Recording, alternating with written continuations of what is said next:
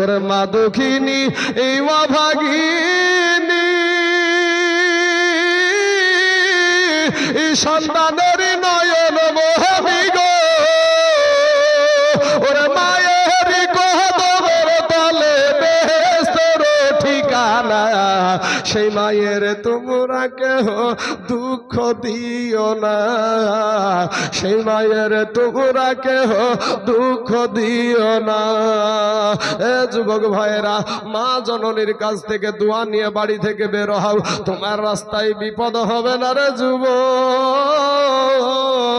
বাইজিদ বোস্তামি রহমতুল্লাহ আলাইহি বাবা মা জননী বেটার কাছে একটু পানি খেতে চেয়েছে, পানির গিলাসটা নিয়ে যখন পানি আনতে যায় ছোট্ট ছেলে পানি আনতে গিয়ে দেখে বাড়ির ভিতরে কোনো পানি নাই।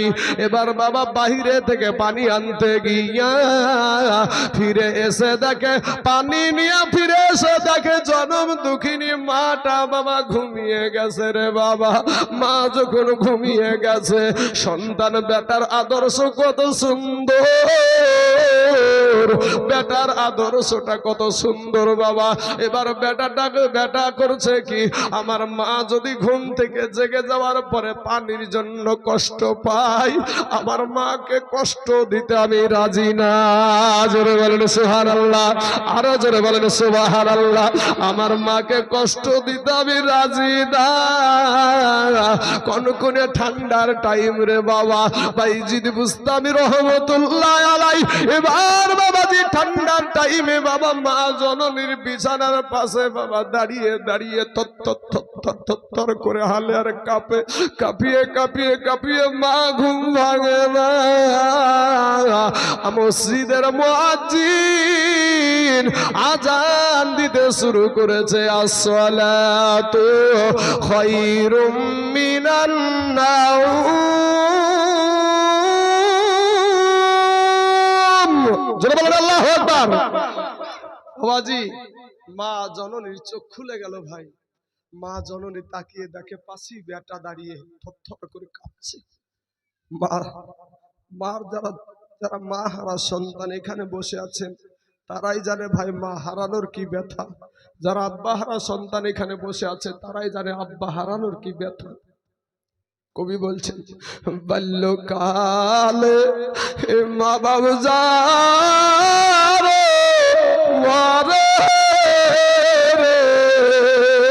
তাহার মতন দুঃখী নাই রে জগতে। এ মুসলমান বাইজিদ বুস্তামি রহমতুল্লাহ আলাইহির মা চোখটা খুলে দেখছে বাবা নিজের সন্তান থরথর করে কাঁপে আর দাঁড়ায় আছে গিলাসের আপনার পানির গিলাস হাতে করে নিয়ে দাঁড়িয়ে আছে।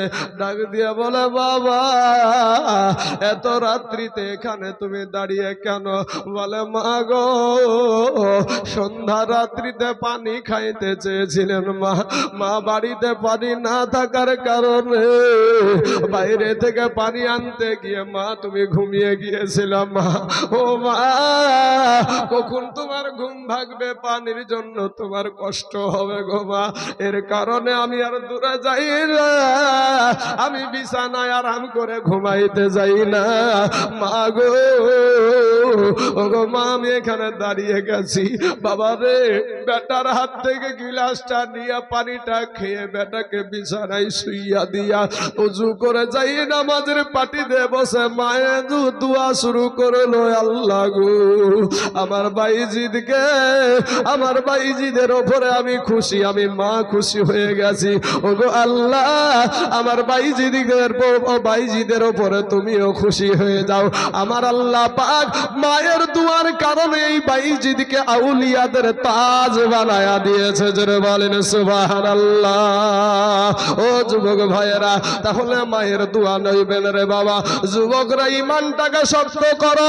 আমার আল্লাহ বলে বান্দা আমি তোর আল্লাহ, বান্দারে আমি তোকে সৃষ্টি করেছি রে বান্দা।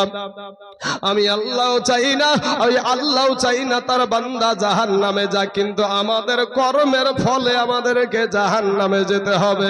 আজকে ভাই তুমি হাতের দিকে তাকায়া দেখো, গুনার কারণে হাত না পাক চোখ গুনহার কারণে চোখ না পাক, গুনহার কারণে জবান না পাক, মাস্তানি করিও না রে বাবা। এই দুনিয়াটা কিছুই না রে বাবা।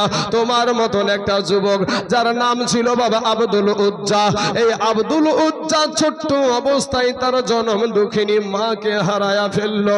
মা তার কবরে চলে গেল, মা মারা গেল। বাবা দ্বিতীয় বিবাহ করলো। ঘটনাটা মনে পড়ে গেল বাবা, একটু দিলখানা নরম করে দিবারে বাবা। আল্লাহকে পাওয়ার জন্য, নবীকে পাওয়ার জন্য, কোরআন পাওয়ার জন্য, হক পথ পাওয়ার জন্য রে বাবা। আজ কারা গো কোরআনওয়ালা এখানে বসে আছেন ভাই? আজ কারা মাদ্রাসাওয়ালা বসে আছেন বাবা? কারা মসজিদওয়ালা বসে আছেন? কারা আল্লাহওয়ালা বসে আছেন? কারা নবীওয়ালা বসে আছেন বাবাজি? আজকে সারা দুনিয়াটা চাইছে মসজিদ ভেঙে দাও, মাদ্রাসা ভেঙে দাও, কোরআন পুড়িয়ে দাও, ইসলামকে মিটায়া দাও। ও যুবক ভাইয়েরা, আব্দুল উজ্জার ছোট্ট অবস্থায় তার মা জননী ইন্তিকাল করলো। তার বাবা আবার দ্বিতীয় বিবাহ করলো। দ্বিতীয় বিবাহ করার পরে কিছুদিন পরে বাবা তার মা তার আব্বা যেন দুনিয়া থেকে বিদায় হয়ে গেল। এখন আব্দুল উজ্জা আব্বা হারায়াতি, মা হারায়াতিম। সতার মায়ে নিয়ে গিয়ে চাচার কাছে গিয়ে হাজির করে দিল। বলে ভাই গো, আমি একটা মহিলা মানুষ, আমার পেটের খাবার করতে পারি নাই, আপনার ভাতিজাকে আপনি লালন পালন করেন। এবার বাবাজি ওই ভাতিজা তখন আপনার চাচার কাছে লালিত পালিত হতে লাগলো, লালন পালন হতে শুরু করে দিল। এ বাবারা, এ যুবকেরা, চাচাও মূর্তিকে পূজা দেয়, ভাতিজাও মূর্তিকে পূজা দেয়।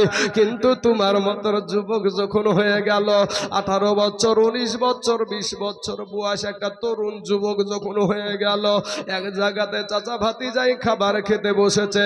চাচা খাবার খায় কিন্তু ভাতিজা খাবার খায় না, কারণ প্রেমের বিষে ধরেছে। আমার নবীর প্রেমের বিষে ধরেছে বাবা গো। চাচা ডাক দিয়া বলে, ভাতিজা রে খাবার কেন খাও না রে ভাতিজা? বলে চাচা গো, অনেক দিন থেকে একটা কথা বলবো মনে করি। যুবক ভাই, তোমাদের জন্য ওয়াজটা টানছি ভাই, কষ্ট করে তোমাদের জন্য ওয়াজটা টানছি। তোমরাও যুবক, সে আব্দুল উজ্জাও ছিল যুবক রে। তারা আল্লাহকে পাওয়ার জন্য কতটা ত্যাগ স্বীকার করেছে, আর তুমি কি করছো? একটা বার ভাই একটু বিবেক করো।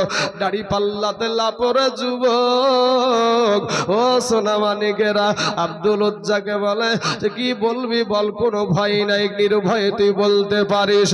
ইন দি মিন টাইমে এমন সময়তে একটা ডাক দিয়া বলছে, একটা ডাক দিয়া বলছে, চাচা গো, ওই আব্দুল্লাহর বেটা মুহাম্মদ সাল্লাল্লাহু আলাইহি ওয়াসাল্লাম মানুষটা কেমন গো চাচা? চাচা কাফের বেদিন একজন বাবাজি, বিধর্মী, একটা লাভ দিয়া দাঁড়িয়ে গিয়ে বলছে, বেটা রে, পৃথিবীর জমিনে যদি এক নম্বর ভালো মানুষ থাকে সেটা হলো ওই আব্দুল্লাহর বেটা মুহাম্মদ সাল্লাল্লাহু আলাইহি ওয়াসাল্লাম। জোরে বলেন সুবহানাল্লাহ। কাফেরেরা পর্যন্ত আমার নবীকে বাবাজি উপাধি দিয়েছে আল আমিন বলে।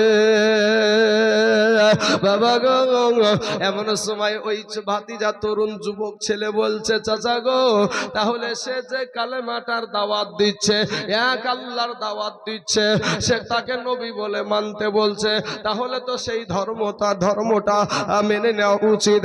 চাচা সেটা করলে কেমন হয়? চাচা ডাক দিয়ে বলে, ভাতিজা,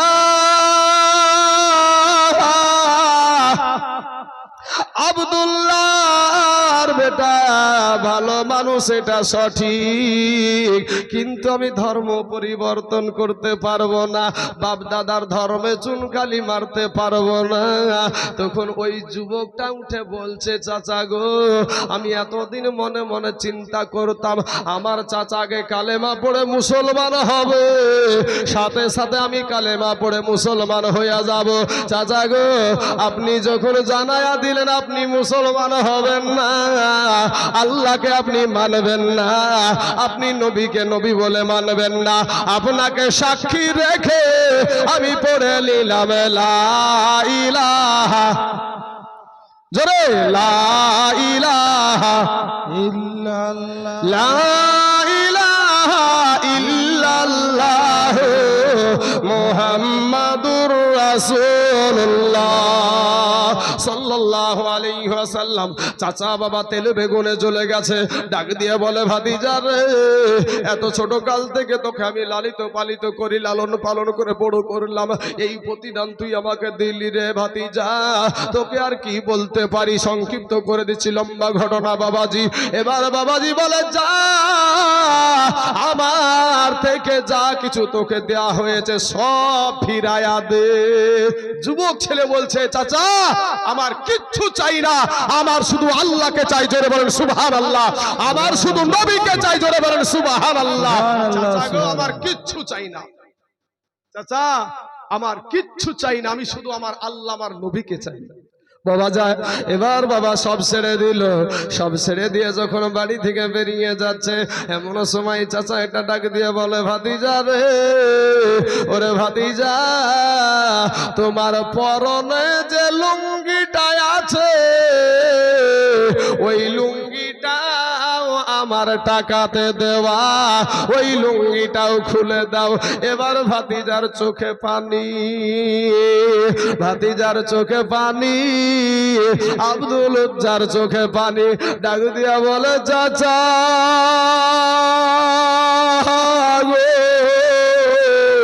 দুনিয়ার জমিনে আমার মা নাই গো চাচা, দুনিয়ার জমিনে আমার আব্বা নাই, আমি একটা যুবক ছেলে গো চাচা, আমি যদি এই লুঙ্গিটাও খুলে দিই আমার কি লজ্জা করবে না, শরম করবে না? চাচা গো, চাচা বলে কোনো কথা চলবে না। ভাতিজা দেখছে কোনো কাজ হবে না, ভাতিজা লুঙ্গিতে হাত দিয়ে বলছে, চাচা গো, এই দেখেন খুইলা দিলাম লুঙ্গি, আর ইমান বানাইলাম সঙ্গী, জোরে জোরে বলো সুবহানাল্লাহ। ইমান আনার কারণে, নবীকে পাওয়ার জন্য, আল্লাহকে পাওয়ার জন্য বাবাজি নিজের লুঙ্গি পর্যন্ত ছেড়ে দিল। ও যুবকেরা ভাইয়েরা, আজ আমাদেরকে এত গুনাহ করি, আমরা এত গুনাহ করি, এরপরেও আমাদেরকে আমার আল্লাহ বেইজ্জতি করে ভাই, বেইজ্জতি করে না, এত গুনাহ করার পরেও বেইজ্জতি করে না বাবাজি। আল্লাহকে পাওয়ার জন্য তারা সব কিছু ত্যাগ করে দিয়েছে। আজকে বাবা ও সোনা